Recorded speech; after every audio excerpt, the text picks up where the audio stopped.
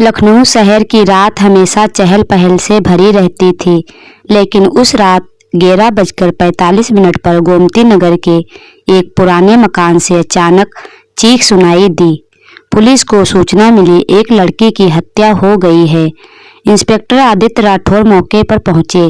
25-26 साल की एक युवती का शव फर्श पर पड़ा था। गले पर गहरे निशान थे, जैसे किसी ने रस्सी से कसकर उसका दम घोट दिया हो। पास ही टूटी हुई आईफोन की स्क्रीन चमक रही थी।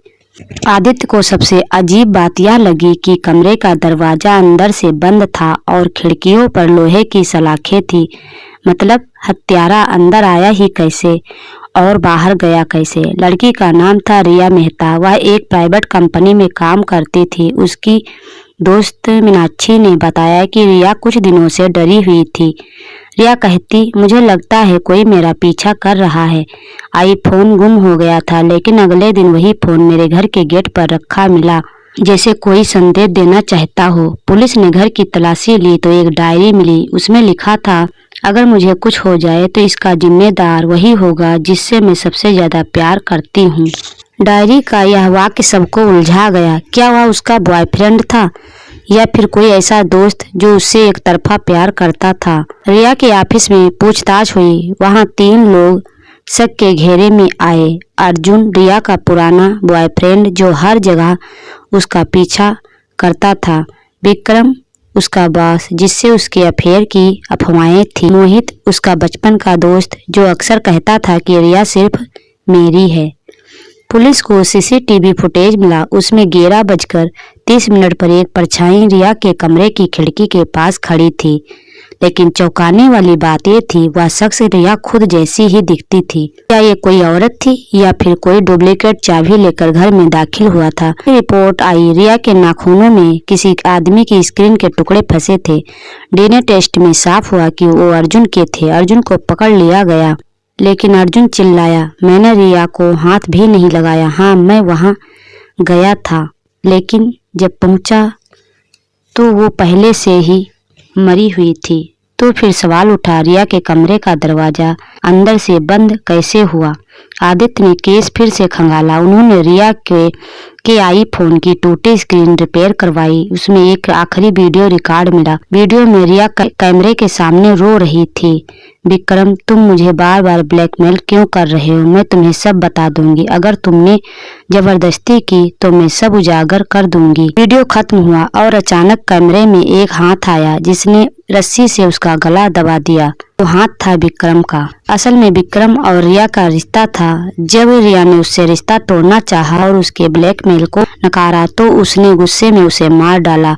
हत्या के बाद उसने दरवाजा अंदर से बंद किया और बाथरूम की खिड़की से निकल गया, जिसका रास्ता उसने पहले से तैयार किया था। विक्रम को उम्र कैद की सजा हुई, लेकिन इंस्पेक्टर आदित्य के दिमाग में अब भी गूंजता रहा, अगर मुझे कुछ हो जाए तो जिम्मेदार वही होगा जिससे मैं सबसे ज्यादा प्यार करती हूँ। विक्रम को उम्र कैद की सजा सुनाई जा चुकी थी। केस बंद हो चुका था, लेकिन 3 महीने बाद इंस्पेक्टर आदित्य को एक अनजान चिट्ठी मिली। उसमें सिर्फ एक लाइन लिखी थी, रिया की मौत सिर्फ एक हत्या नहीं थी, यह तो शुरुआत थी। चिट्ठी के नीचे खून से बना हुआ एक लाल गोला बना था। आदित्य ने फिर से फाइल खोली। अचानक उन्हें रिया की डायरी का वही पन्ना याद आया, अगर मुझे कुछ हो जाए तो इसका जिम्मेदार वही होगा जिससे मैं सबसे ज्यादा प्यार करती हूँ।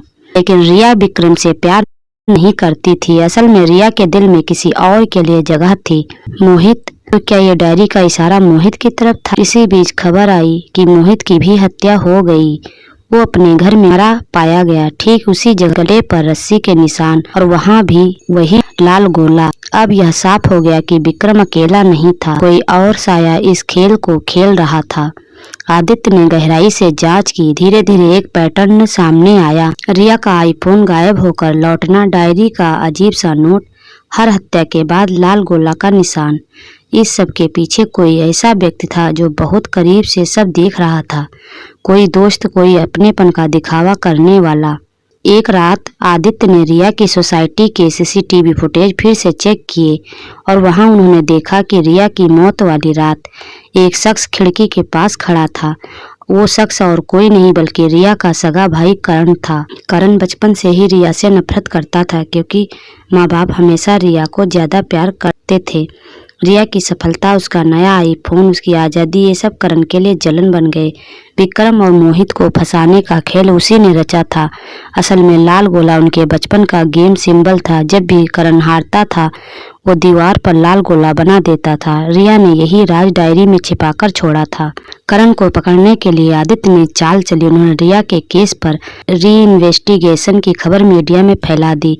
जैसा सोचा था, करण उसी रात रिया का आईफोन चुराने आया ताकि सबूत मिटा सके। करण की गिरफ्तारी के बाद पूरा शहर चैन की सांस लेने लगा। सबको लगा कि अब केस खत्म हो गया, लेकिन इंस्पेक्टर आदित्य के दिमाग में वो डायरी का आखिरी वाक्य गूंज रहा था, असली खिलाड़ी अभी बाकी है।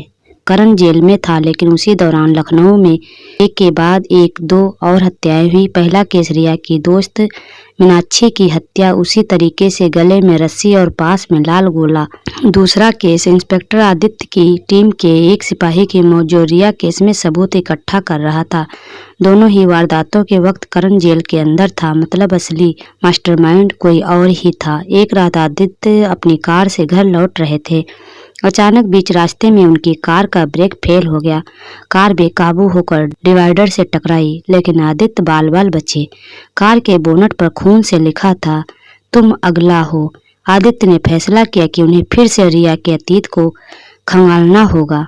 उन्होंने उसके ईमेल्स और पुराने कॉल रिकॉर्ड चेक किए और तभी एक नाम सामने आया, डॉक्टर ईशांत वर्मा, एक साइकोलॉजिस्ट। रिया कुछ महीनों से उनसे थेरेपी ले रही थी। जब आदित्य ने डॉक्टर ईशांत से पूछताछ की तो वो सामान्य लगे, लेकिन उनकी आंखों में एक अजीब सी चमक थी। उन्होंने कहा, रिया बहुत डरी हुई थी। उसे लगता था कोई उसका पीछा कर रहा, लेकिन सच्चाई ये थी कि वो किसी पर भरोसा ही नहीं करती थी। आदित्य को शक हुआ। उन्होंने गुप्त रूप से डॉक्टर ईशांत के क्लिनिक की तलाशी ली। वहाँ एक कमरे में उन्हें मिला पुराने अखबारों की कट्टी, रिया की न्यूज से जुड़ी, रिया के बचपन की तस्वीरें और दीवार पर बना सैकड़ों लाल गोलों का निशान।